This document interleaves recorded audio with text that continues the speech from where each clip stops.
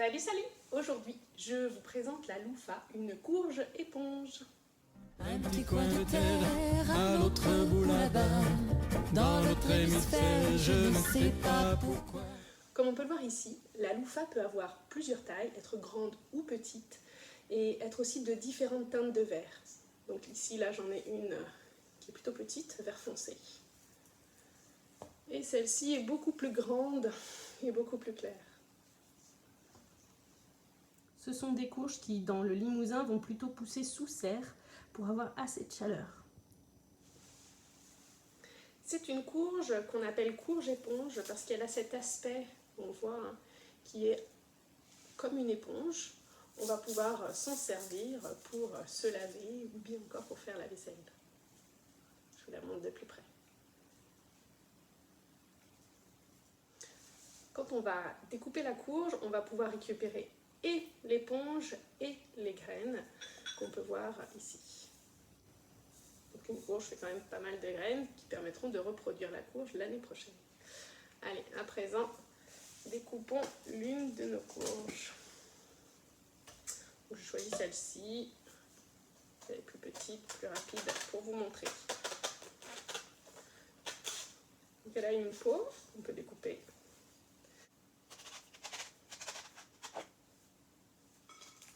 Donc cette courge, je l'ai récoltée courant octobre dans ma serre, en octobre même.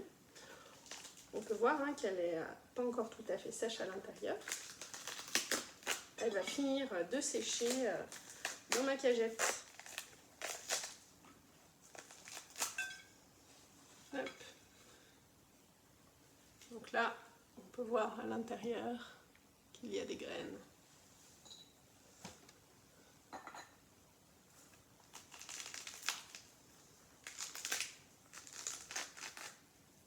Voilà la première étape réalisée où la courge a été épluchée. Donc elle a perdu sa peau autour que j'ai pu mettre dans un récipient. Donc on ne va pas garder. Donc à présent, on va découper la courge en tranches pour faire des tronçons à peu près de cette taille-là. On va la rincer puis la mettre à sécher. Allez, c'est parti pour la découpe. Donc là, elle est toute légère. Hein.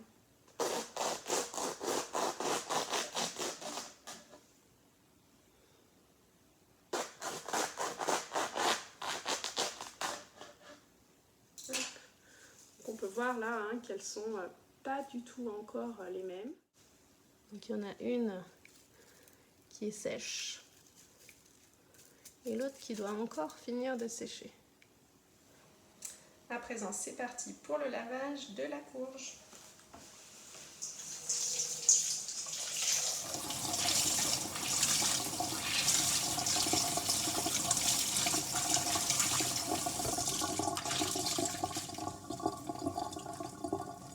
On va rincer la courge et en profiter pour sortir toutes les graines qui sont à l'intérieur. On peut voir là, la graine est dedans.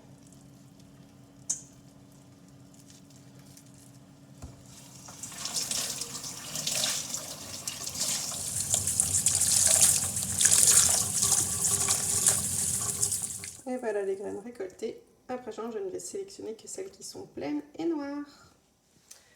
Et voilà, je suis contente, j'ai pu préparer une nouvelle courge, récupérer hop, ici de nouvelles graines et je vais à présent attendre qu'elles sèchent pour pouvoir les utiliser. Allez, à bientôt, salut salut! Un petit coin de terre à l'autre bout là-bas, dans l'autre hémisphère, je ne sais pas pourquoi.